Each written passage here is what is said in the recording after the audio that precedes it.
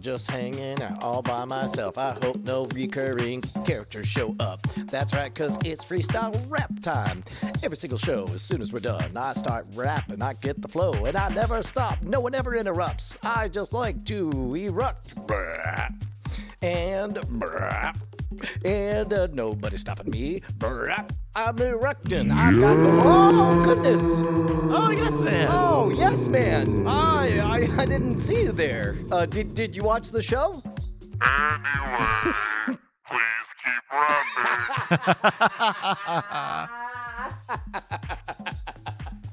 rapping. Rap sauce. That's my MC name. Oh my gosh. Hey, good game. It was great. It was great.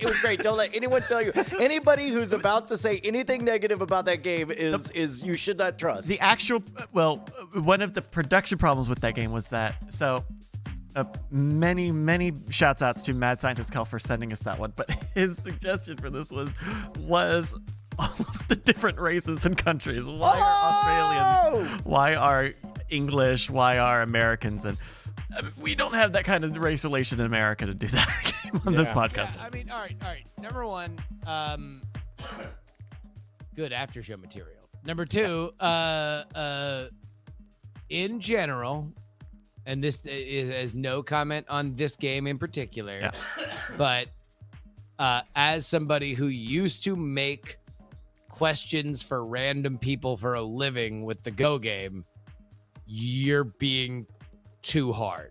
What you think is easy is too hard.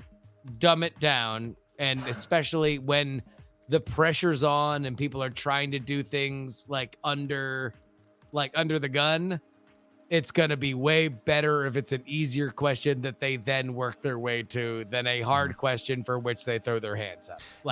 100 times out of 100. Yeah, I think if we do this format of a game again, we probably won't do 10 because 10 also was a lot to do every time. No. 10 is actually good because if you get 2 or 3, it's a win, right? And you kind of want that. So 10's fine. There's more winning targets you need, as you throw stuff against the wall. Yeah, like you need why is this game so hard? Trapper keepers blank, right? Like, and you know what is so funny is that like I definitely have a bunch of like easier ones here that I like set aside as like these are probably. Like, here's one. You want to just do one? Yeah. Let's go. Yeah. All right. Here is why are Texans? So awesome. Well, that one would be. Oh, not on the board. That's an X. Yeah. An X. Why are Texans dumb? This is really part of that was the other thing that worked against me in the game is that a lot of the players just did not want to do by Floridians who moved to California. Oh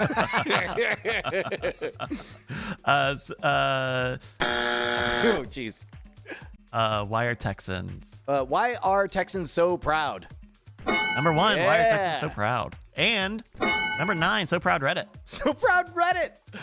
Okay, why are Texans so tough? Big? So tough, big. Tough. Everything's bigger though. Tough, cold, flexible. Tough. Why sore. are cold? Why are sore? Tough, cold? Why are they so sore? Why are Texans? Why so do they sore? like eggs on their sandwiches? Everything Texan just has an egg on it. Texans so heterotroph? Barbecue. Why are Texans paid less than men? Depending on the wording of some of those answers, I would have maybe given you so tall, All right. and number 5, so fat. So fat, yeah, no, they're big. Any other guesses? Ooh, actually, here, Bryce. Trucks. Just say, why are Texans trucks? Here's a funny idea. What's up? What if instead of giving us 3 shots at it, you give us 30 seconds and we just yell as much Oh, as Yeah, that would be Okay, pretty that's a good variation. That's a good version. All right, hold on. Let's get Heaton in on this. Heaton, we're doing why are Texans? We're doing some outtakes here. So Yeah, why are we got Texans? 30 seconds, and we could all go crazy. Wait, well, hold. Texas loud. Wait, no. We get 30 seconds, unlimited goes. Oh, okay? really? Yeah, Okay. yeah. This is shoot out the star. Okay. All right, so you're gonna go until you hear the horn at the end of this. So there's a silence and then a horn. And Andrew, why don't we go with you? Here we go. Okay. As many as you can. Just Ready? 3, 2, 1. Loud, armed, fat, stupid. Okay. I don't believe any of these things. This is what the internet rich, wants to know. rich. No, go. oil Yeah.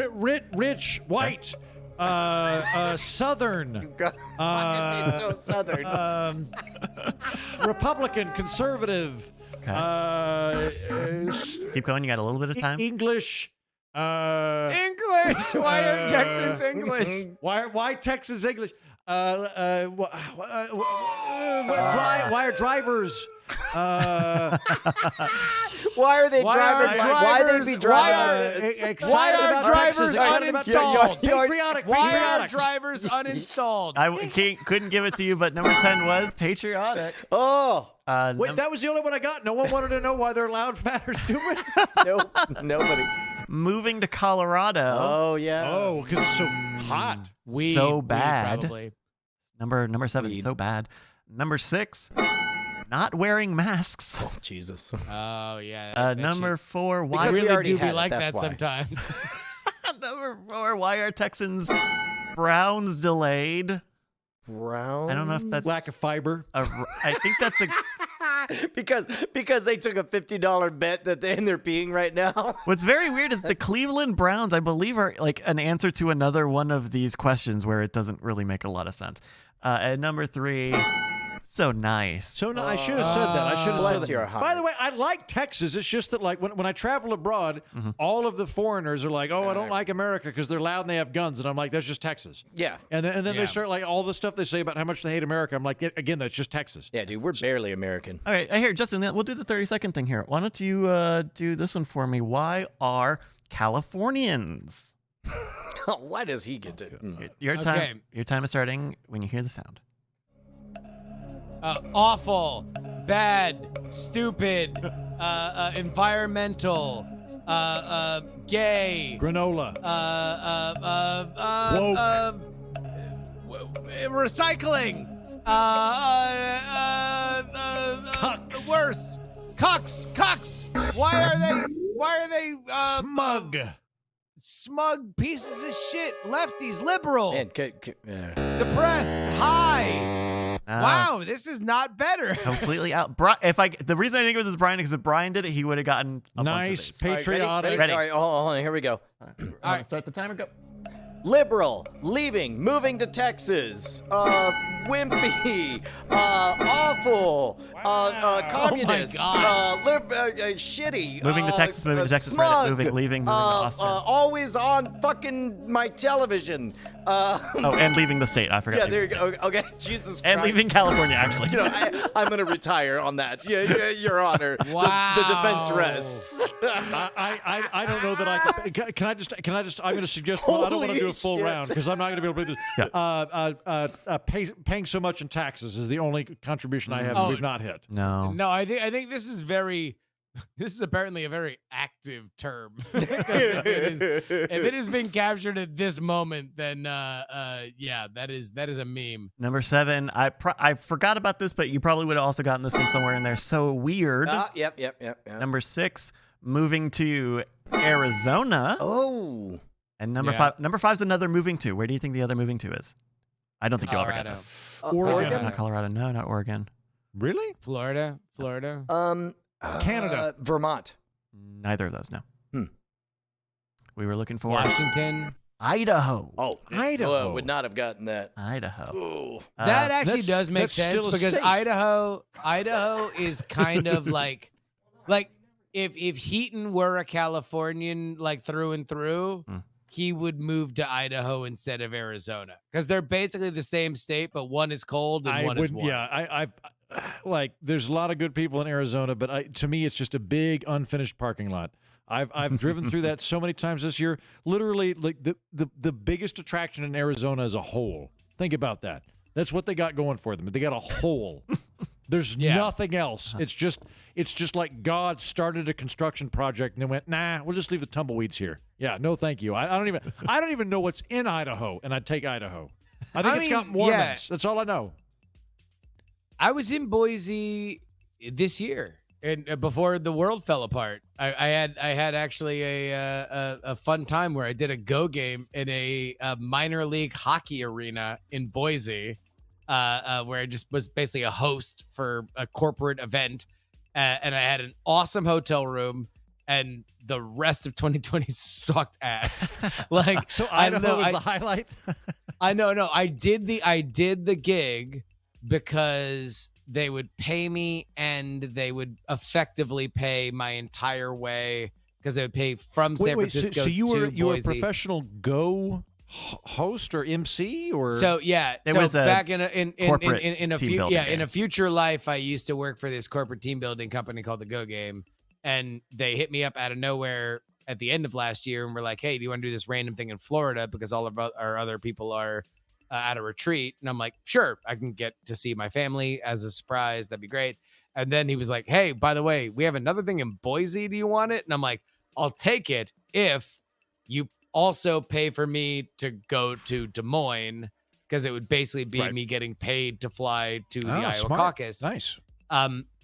And so I did it, and it was great. And it was Boise, and it was fucking empty, and it was a hip little downtown that I assume will be cool when college kids are there. Well be. But I mean, I'm literally moving to Tulsa here in a month, and I don't know what Idaho's oh like. no, Tulsa legit ruled. Tulsa legit ruled because I was there during a pandemic when nobody but fucking lunatics were out, and there were still a couple dive bars, and I'm like, okay, I know where to hang out. Yeah, good. Well, and Oklahoma has a long history of proud lunatics, and probably a lot of dive bars for the next few months too. Yeah, no, I can't wait to visit you out in Tulsa. Indeed, which I tried to lure you to, because when you were out there, I was like, I'm in Wagner, we've got a cabin, but I think I talked you to late or whatever, and you were hanging out with one of our friends who may or may not have got me some. Who, by the way, may or may not have tried to pass me a fucking 10 milligram edible on the goddamn tarmac while the president was arriving, and I'm like you're a bear of a human and can handle this. I am just little Lord Tiny Pants. If I get that, I will be fucking in a shell. And I was definitely in the middle. I got tear gas later that night. I did not. You should have been high for that then. No, you should not. That would have been it's actually on the podcast of me getting tear gassed in the middle of that, where it's no, it would not have made better sound for me to be well, although I don't know if I could have sounded less high than me on the podcast being I don't think that's tear gas. I don't smell it. Which is literally what happened. Anyone want to do Why Are Cats? We got cats here. I just opened this fresh one. That's all you. Oh, speaking on difficulty, the other difficult part of this game was that I put together a bunch of these. I ended up with let's see, -1, 22 different ones, and in that process, I realized how many similar answers there are amongst the different categories, and then I also didn't give you the categories that had similar answers, which just lost that whole thread. But you guys want to do Why Are Cats with the 30 seconds? Sure. Who wants to take this one? I'll take it. Okay, Andrew? I'm ready. Oh, Andrew and Brian. How about Okay, that? yeah. Such Double team. dicks. Yeah, go. God damn it. I was okay. Wait for it. All right, go. Such dicks. So mean. Immortal. Unable to be killed by throwing Judgmental. off buildings. Independent. So worse flush than with dogs. wives. Worse than dogs. Worse or than better dogs. Than dogs? Worse than dogs. Better than dogs. Sassy. Smart. Why are they so sassy? Why they got them weird eyes? You still got 10 seconds. Fuck you, cats. Just I don't need to know fuck what you, cat cats, owners over wanna and know over about again. cats. Why do they want to eat me? So cute, so That furry, bitch Carol Baskin. so different than dogs. Flexible. Flexible. Why are they so cold? Lasagna. We've got Yeah, why do they hate Mondays? Fuck you, John Arbuckle. so curious, tongue's rough, scared of water, nose is wet again. That was on dogs. Also afraid of water. That's number 5. Number Is a coward. Pickles. number 3. Oh, very close. So number 3 was so cute. Cucumbers. Number 1 and 2, afraid of and scared Yeah. of cucumbers. Yeah, I don't know. I'm not. There's like have you talked about Vinny on the program? Do they know about Vinny? The neighborhood feral cat. A little bit. We have a cat on campus. Yeah. I like good luck to him, but I would rather domesticate raccoons. I would rather leave food out for the raccoons than befriend that cat. And when I lived in New York, my roommates at the time, they had 2 pet cats, and I was nice to them. I made a good old honest college try to befriend these cats, and they didn't like me. And I was like, why don't And they these... didn't play jazz for shit. These fucking cats. I asked her, why don't these cats like me? And they're like, keep well, time. you just have to earn their respect. And I was like, I'm a fucking person, and I've never done that to another human being. First time on the show, if you'd been like, hey, my name's Bryce, and I've been like, why the fuck should I care, Bryce? I shit in a box. Impress me. I shit in a box. Which was how You'd be our like, first he's an meeting asshole. was. That's cats. I'm not going to work to impress a quadruped. Yeah. I'm a fucking heterotroph. I'm the top of the goddamn food chain. You fucking impress me, you cat. Google News autocompletes cat racist Andrew Heaton. I'll take it. I mean, no, there is no question, Heaton, that you are you've got a clear differentiator on cats and dogs. I'm cat racist, you too. love dogs, yes, and I'm you are firmly the racist dog toward camp. cats. Yes, Yeah. I am. Yes, this I is think all my true. favorite thing about dogs is how they love me. You have an energy for dogs and puppies. Like they are enamored with you. You have an energy that resonates. Big dog energy.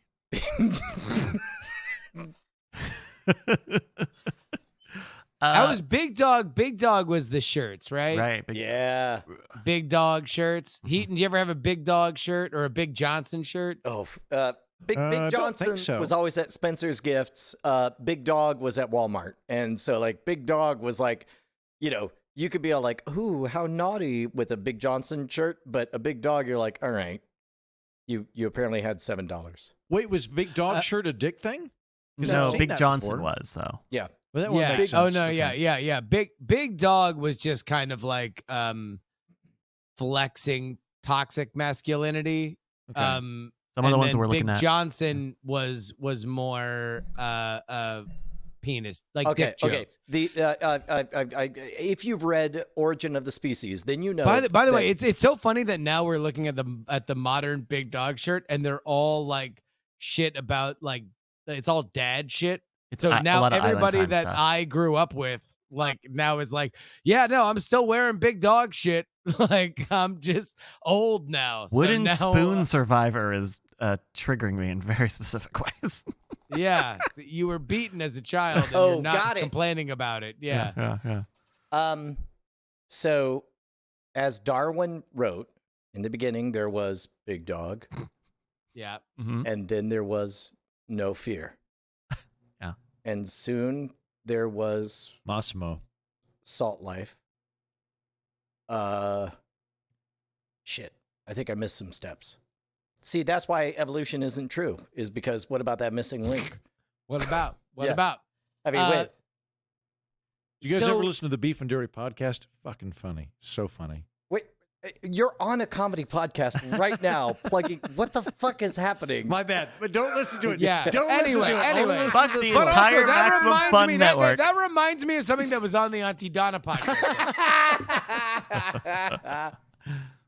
Wait, hold on. Wait, okay. Heterotroph, an organism deriving its nutritional requirements from complex organic substances. That's not Classic just fucking, human. That's Classic human. That's literally everything I eat and love and Yeah. see. You're Yeah. the walking It's a definition of a science heterotroph. It's a life sciences question, I'm sure. Hey man, it's science life. You wouldn't understand.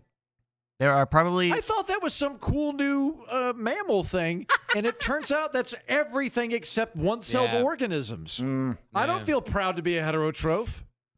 you should. Well, Yeah, maybe, man. maybe, you should try yeah. It says Maybe- right here, maybe it- protozoa are heterotrophs. All right, listen, coastal elite. Maybe it's time that you end your war on heterotrophs now Yeah. that it's the reason for the season. Yeah, man. How about a little multicellular pride? You know what I'm saying? Hey, by the way, you want to know who else was a heterotroph? Jesus Christ. Yeah, that's true. Abraham Lincoln. Yeah. Abraham true. Lincoln. Gandhi. All the best presidents were heterotrophs. Jesus and Lincoln. Exactly. Robin Williams. Jesus, Lincoln, Robin Williams, Hey, Margaret Doug. Thatcher. They were great presidents. Yeah. Doug from the show Doug. Yeah. He finally got Patty. heterotroph. Doug, He got the Petty Mayonnaise. Yeah. Doug, Dig Doug from the video From the game. video game, Am- Big Doug, am- absolutely. Am I Yeah. right in remembering? Is Doug the dog from Up? Yeah. He's the Up dog? That's right. Okay. I don't know why I Googled up I dog hope like that we would not. be silent for 15 minutes at that. God. Oh, you're both right.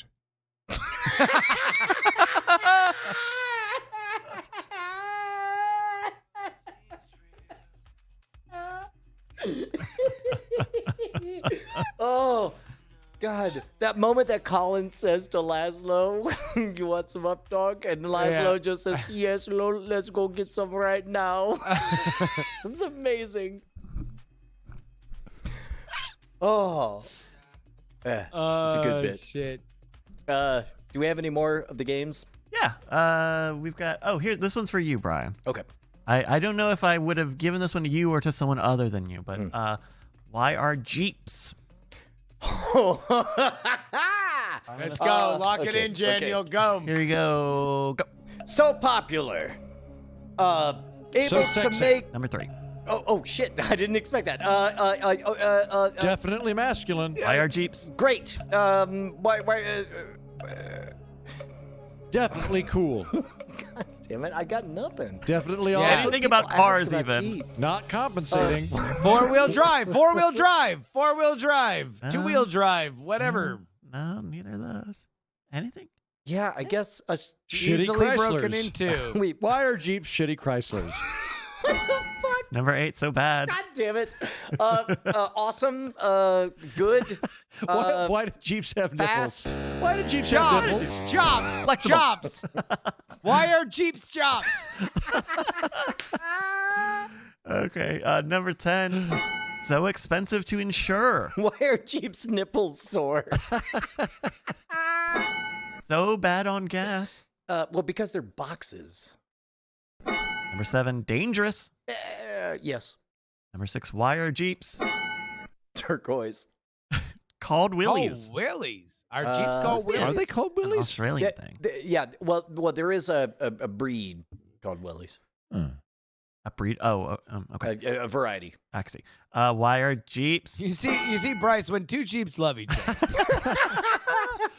called Jeeps? Ever Called since Jeeps. And the answer is because it was a GPs. GP. Yeah, general purpose vehicle. Yeah. I felt so smart in middle school that I knew that fact. And anytime, I don't know. And then Brian got a Jeep, and now I'm embarrassed to even be alive. It's literally the worst thing. I just asked. Sorry, go ahead. Let's skip number 4 and go to number 2. So unreliable. Number 1 and 4 are both interesting. Why is number 4 say why are Jeeps so cheap and number 1 so expensive? There you go. Yeah, I would think they're more cheap than expensive. I was really surprised. I think my Jeep 2012 when I bought it used was like a 15.9 or something like that. That is more expensive than my car, which I think is a year newer. Wait a minute. Hold on. Wait. When did you buy? 15.9, Wait. like less when, than 16,000? Yeah. That's quite cheap. Yeah, I'm right? very surprised Yeah, by that. I thought so Yeah. too. Yeah. when did you buy? When did you buy your Jeep? 2016, I think.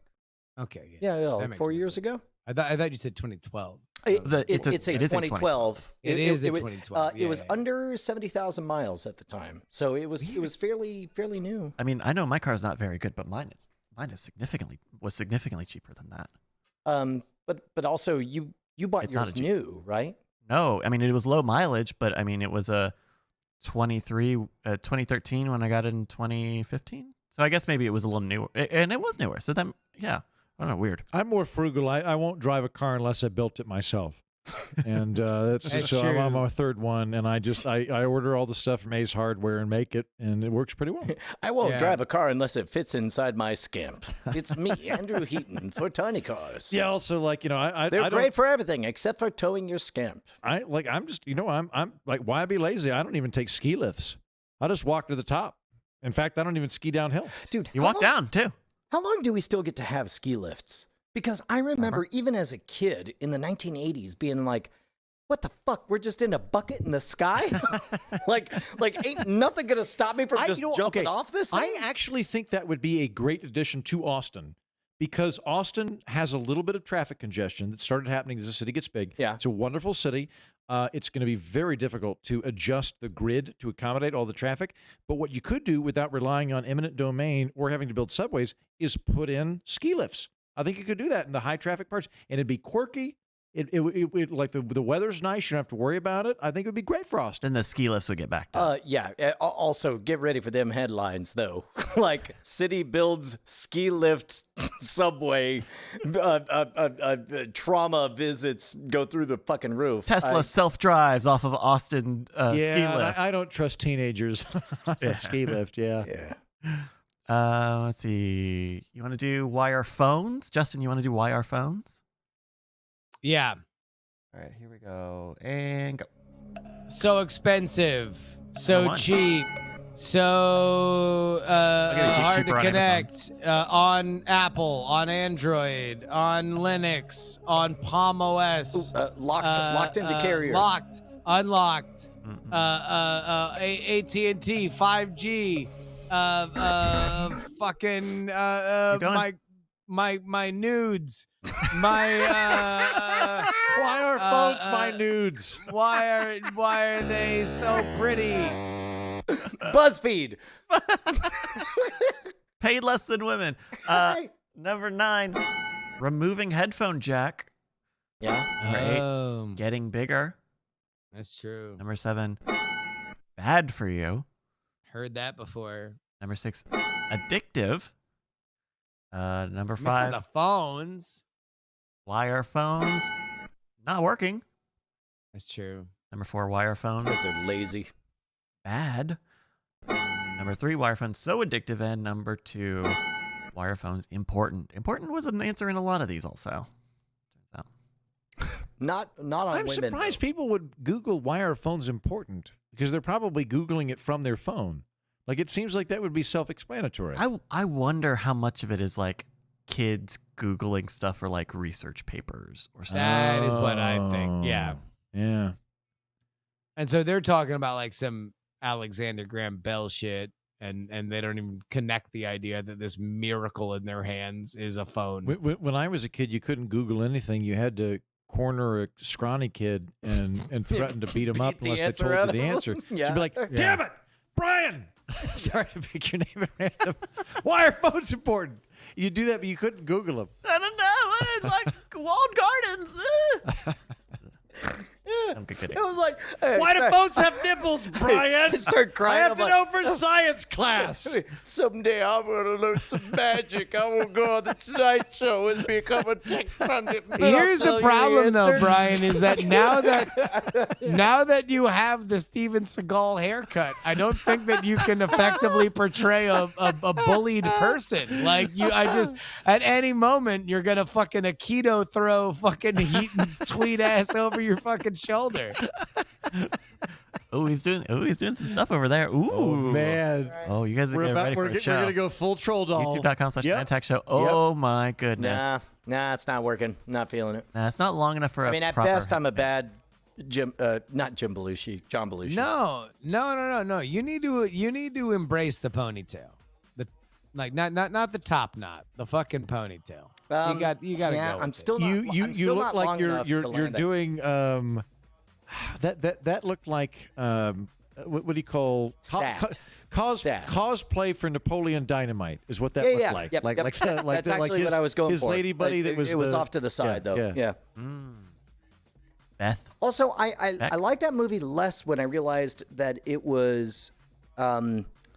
I loved it because I thought that it was set in the 90s and they were cool enough to not spell that out for us.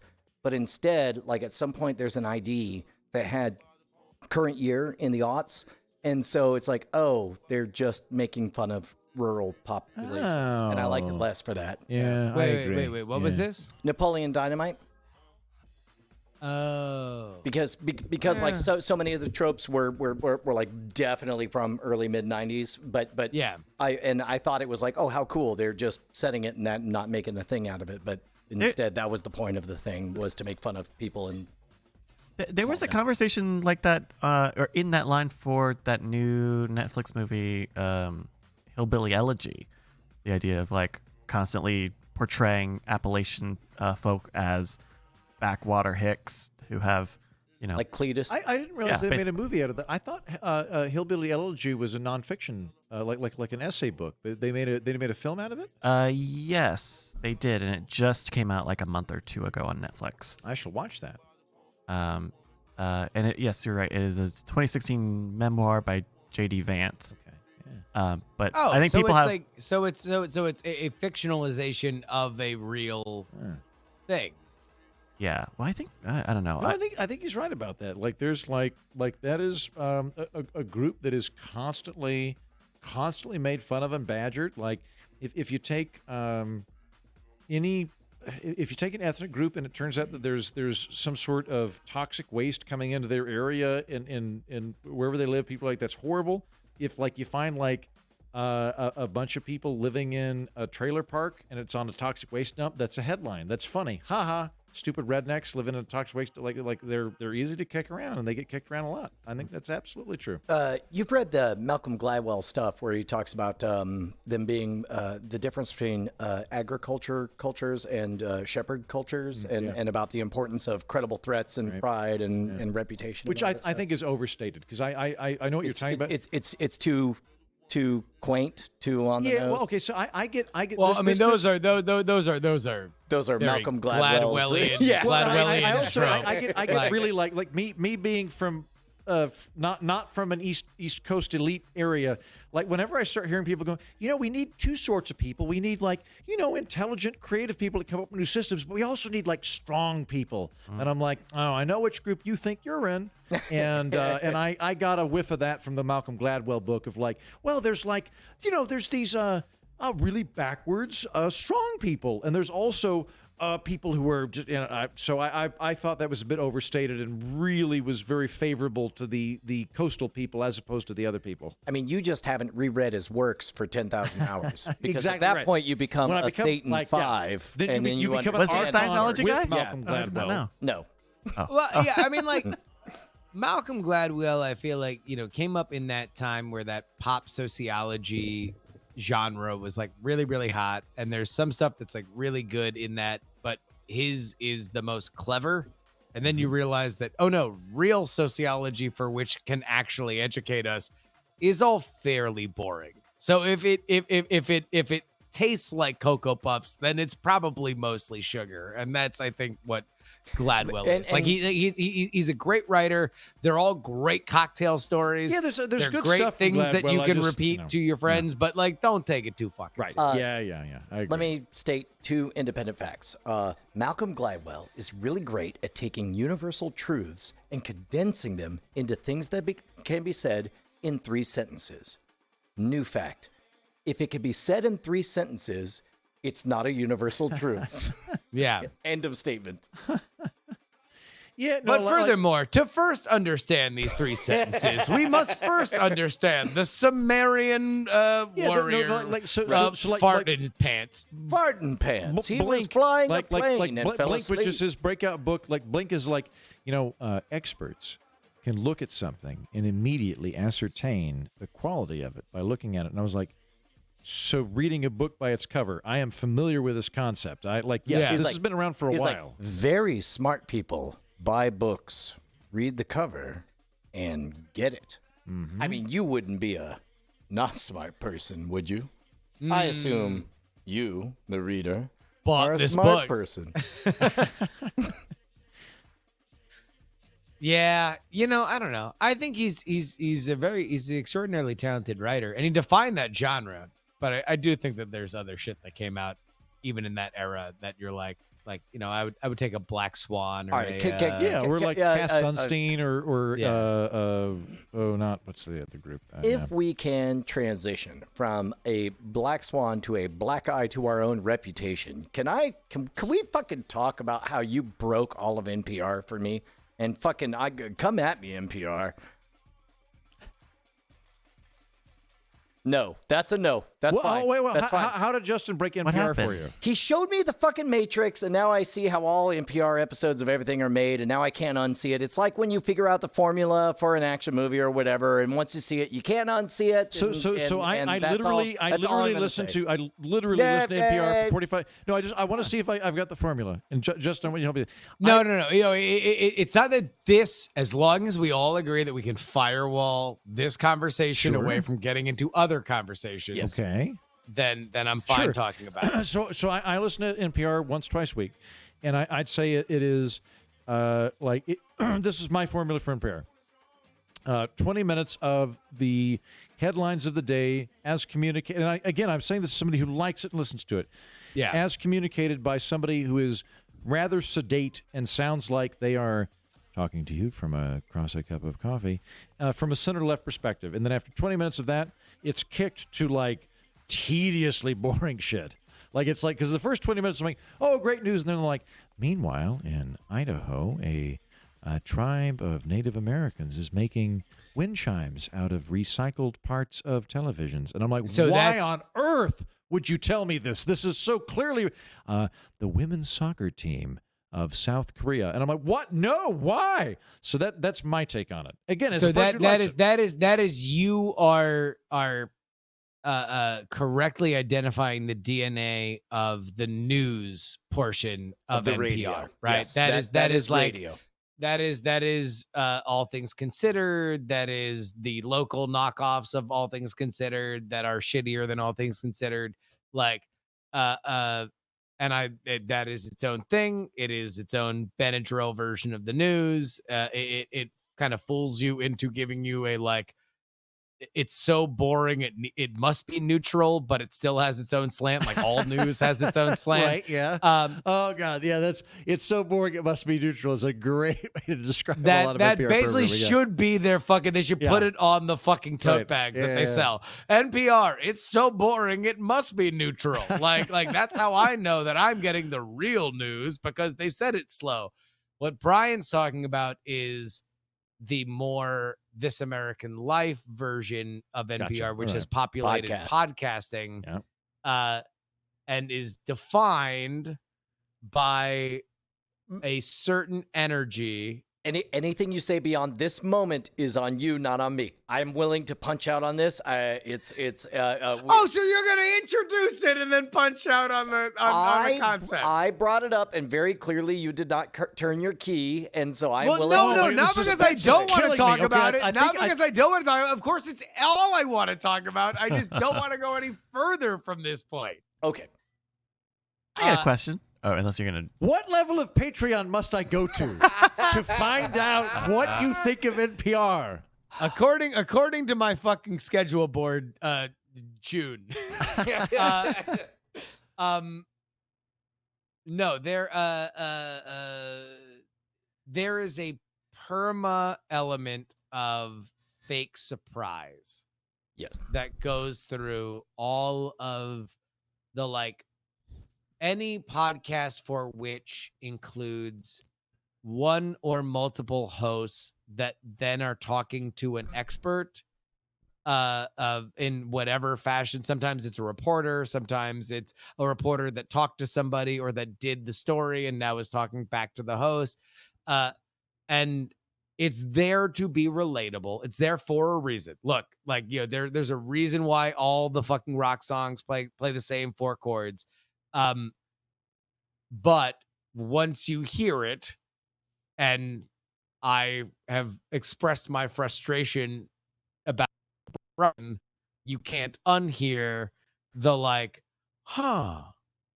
so you're telling me that the earth is round?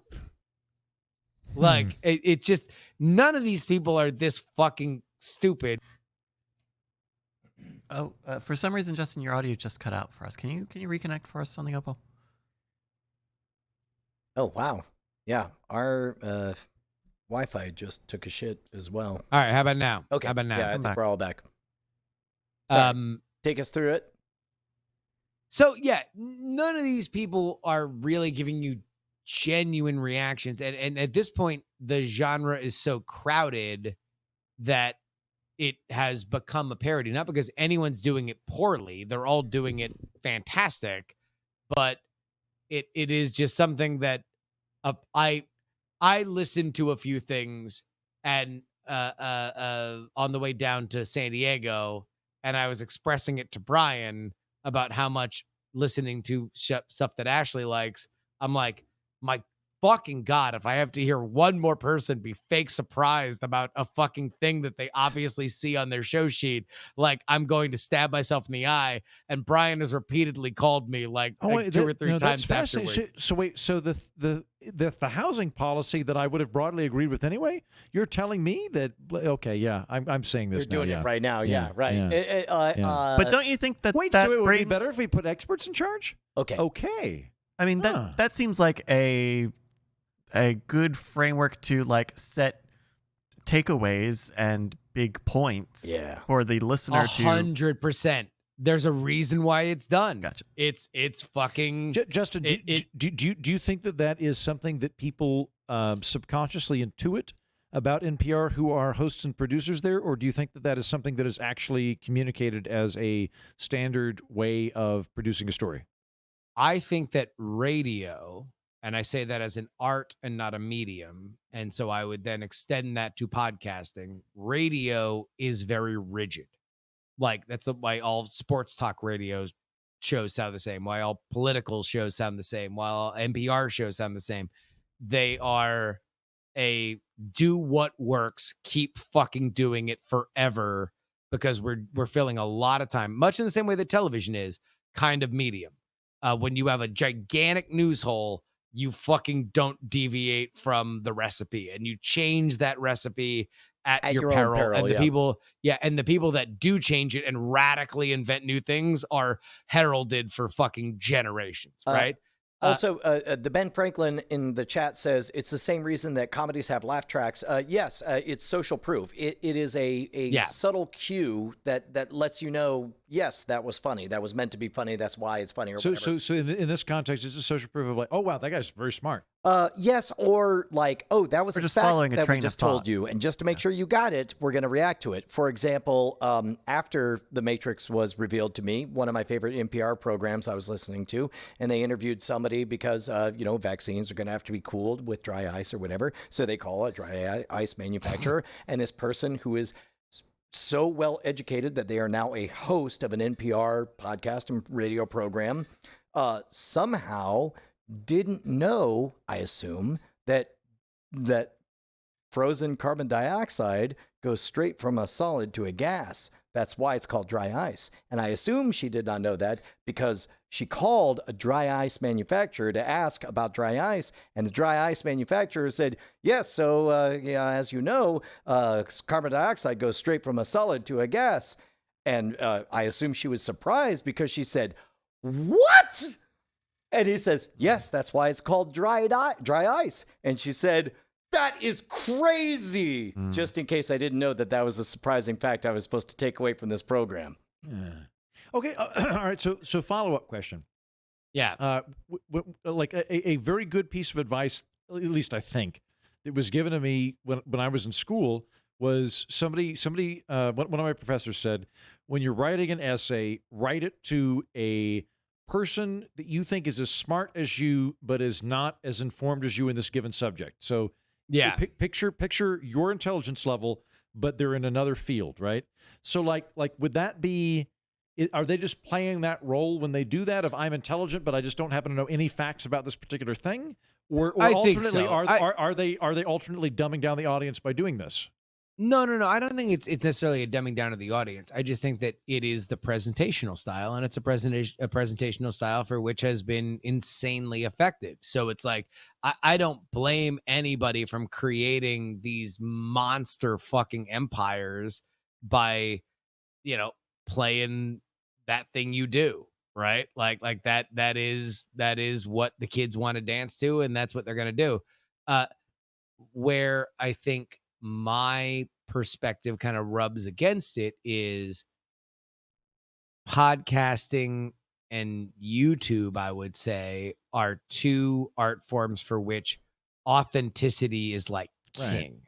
Yeah, because Like you want to bare your ass. You'd rather like show your butthole than show any kind of fake element that even when you're being fake, you want to be fake real. No, thank you, because I have no problem being an idiot for real. I will frequently stop people and go, sorry, I'm going to stop you. You used a term. I don't know what this term is. Can you please tell that? And I think that's very good. But I'm just sort of assuming that the audience is going to be able to keep up with me. If I'm asking a question like, you know what, I read this thing the other day and you said this, but I thought, well, how would the space-time continuum work that way? And I'm just going to operate there and assume that the audience is on par. Yeah. So, I mean, it's funny. I was talking to Willie Dills yesterday because I was on his stream, and he was talking about how he got a degree in radio production. And really what he got a degree in is the shepherding of a federally protected channel. Like he learned about radio production and radio quality, not in the way that yes, all those things are applicable to a podcast, but like the style for which he learned was there to be homogenized so nobody would complain about, what are you doing on this thing that is piped into my car when I flip? My kids are hearing this. What are exactly right? So I think that's basically where those kinds of programs are coming from. They're coming from a very homogenized art form, and they're syndicating that outward. And podcasting is still a growing medium. So, of course, the most homogenous content is going to be the most popular. And we see now fringes that kind of grow, and we will see where those vines grow. But I personally think that there are ways that you can convey information that might be more compelling than faking surprise with every fucking piece of information. Well, and to give a different tack on the same idea, in no way is this an indictment of the format. It's much like when you have learned enough about how to construct a sitcom and you see the pieces as they're all done, you can't unsee them. And that was what happened. Is once Justin spelled it out for me, I was like, oh shit. And then all of a sudden, the only way to enjoy the format is to enjoy it on a meta level, like the way Rick and Morty will specifically call out when they come back from an ad break, and Morty will restate where they are, and Rick will say like, way to recap how everything happened so far, Morty, and then keep on going. I'll sit you with sitcoms. Like I wrote a pilot for a sitcom several years ago to pitch to the Weather Channel. Yes, I know that was a bad idea. We're all on board. Oh no, it's a great idea. We have friends who did a funny show on the Weather Channel. Oh really? They're doing sitcoms now. Any scientists walk into a bar. All that being said, though, like you're right. Like sitcoms are tightly constricted. Because you've got 22 minutes plus ad breaks, and you've got they have a very, very, very specific structure. And when I learned that, it didn't make me appreciate sitcoms any less. It actually made me appreciate sitcoms more. Where I'd watch it, go, you know what, that's great. The first beat, bam, establish the characters, right. and I could be like, wow, that was artfully done, and you could appreciate the skill involved. Right. Well, and there are still plenty of podcasts where that continues to be the case, where I'm like, yes, that is artfully done. However, there are some podcasts where it's less artfully done, and now I have been shown the code, and now I see it when it's not very artfully done. So then podcasts that started out as radios, like, for example, This American Life or Radio I'm Lab. I'm familiar with that program. Okay, yeah. Do they, would you say that they are radio shows that are existing in a podcast space, or Yes. are they okay? And they just by virtue of the inertia behind them and the accolades that they've accumulated, they're able to exist in this other medium, even though they are ultimately creatures of radio. No, no, they are art built for a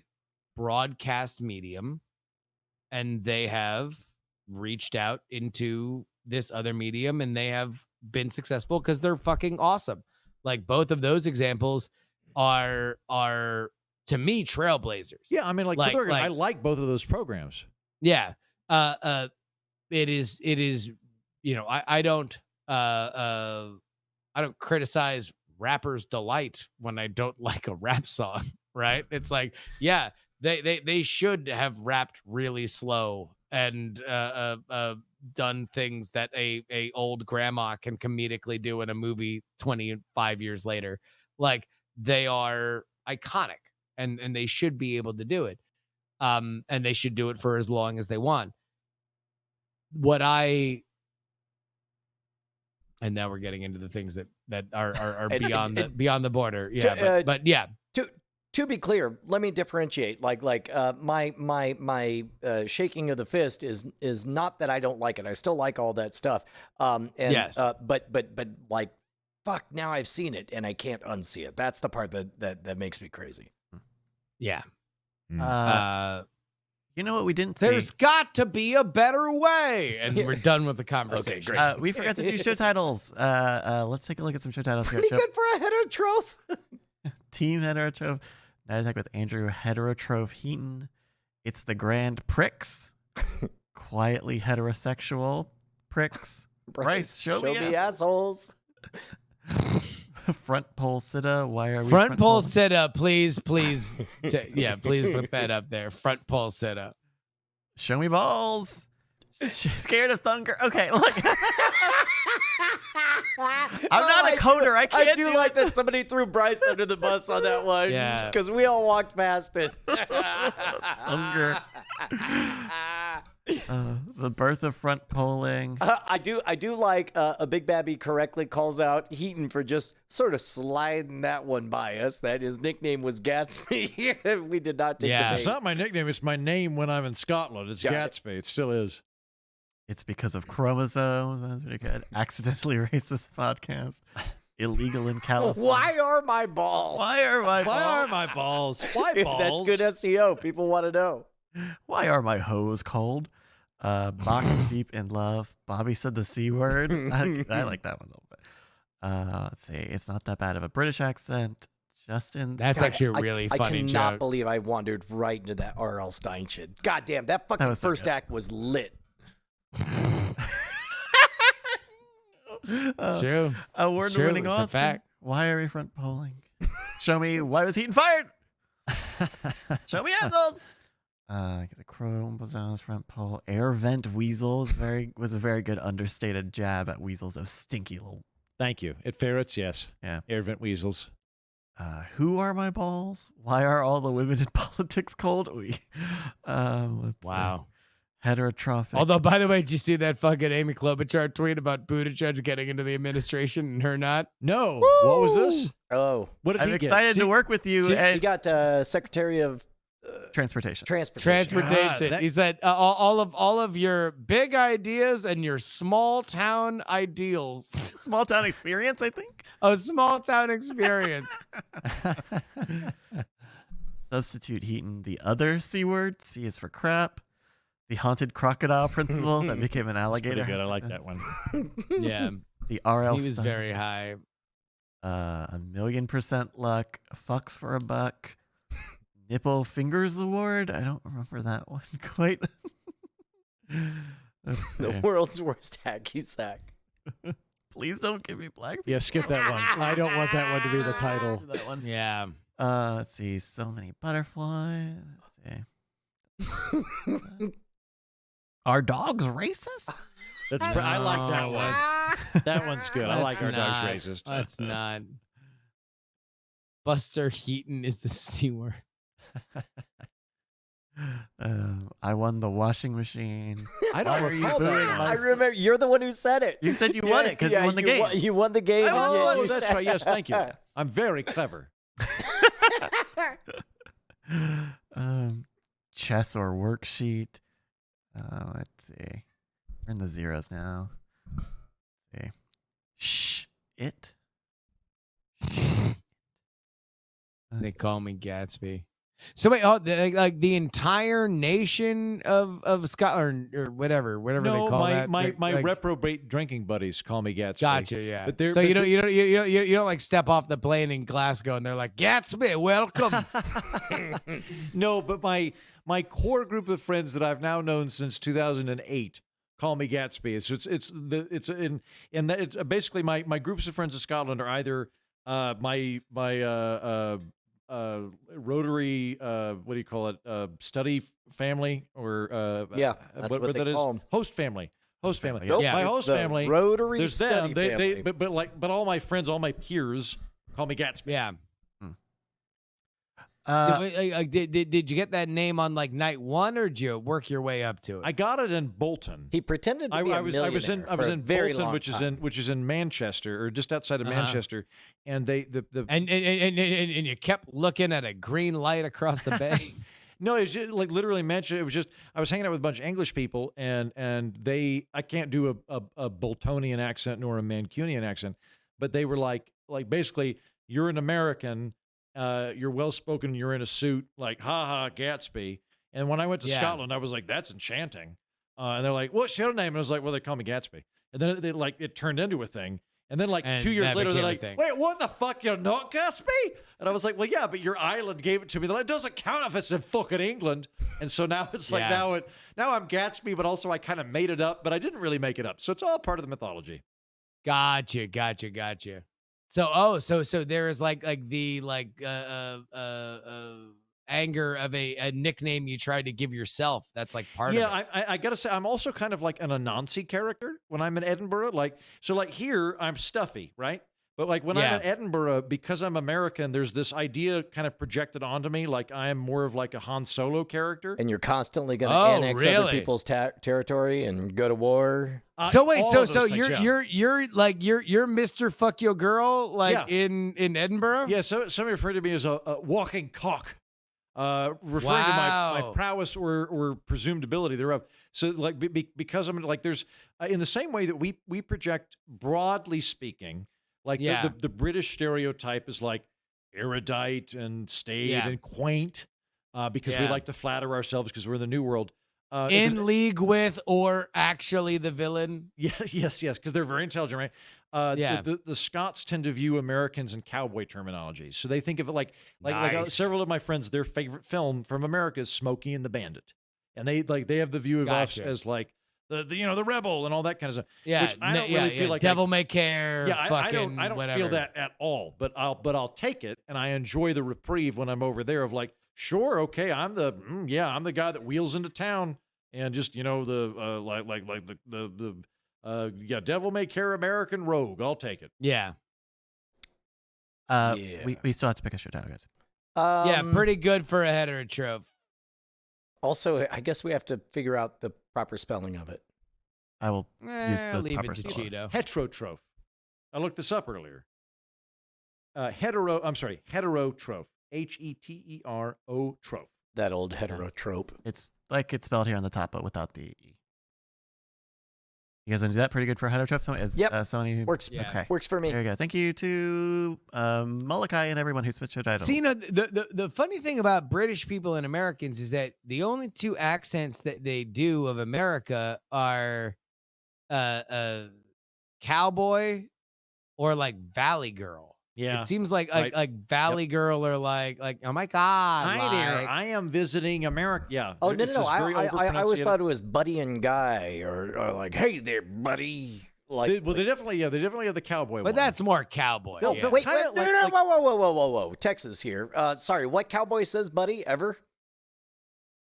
All Hey right. there, buddy. Cowboy. Yeah, Andrew just got it. Andrew just got it. I can hear that. I Sam always thought Elliott that was here. like a northeastern thing. They do. I will say when they do American accents, they tend to do what we would consider a very exaggerated Minnesota accent. Mm-hmm. So like apparently we sound very nasal and we sound very overpronunciated because when my Scottish friends make fun of me and other people, they'll be like, Hi there, I am visiting Scotland from America. It's Oh. very old here. What- Wow, Scotland is so old. Like, What that's I how we notice- sound to them. Yeah. Is that everybody overpronounces their R's. Like even Doctor Strange is Benedict Cumberbatch is just like, I'm a doctor. Yeah, Yeah. Yeah. Well, I feel like now we've had enough very famous British performances of American accents that now we can like make fun. Like it's only been in the last 10 years that I feel like I can make fun of British people for doing shitty American accents. Like prior to that, I felt like either the American accents were so good that I couldn't tell, Yeah. or I just didn't know.